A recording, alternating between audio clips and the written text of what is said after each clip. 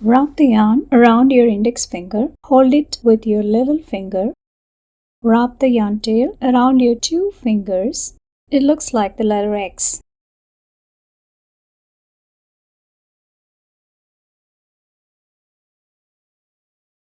Put the hook under the right strand.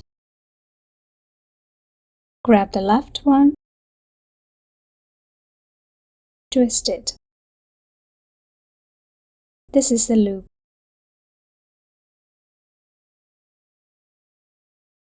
But do a chain to secure it.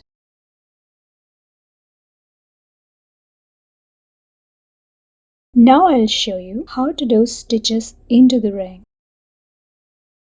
Make sure you go under both these strands, then do a single crochet, yarn over, pull up a loop,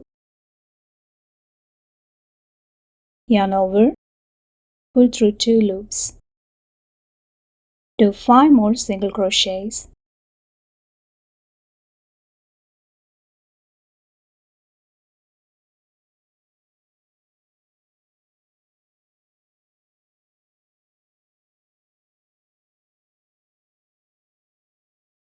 Pull the yarn tail to tighten the ring.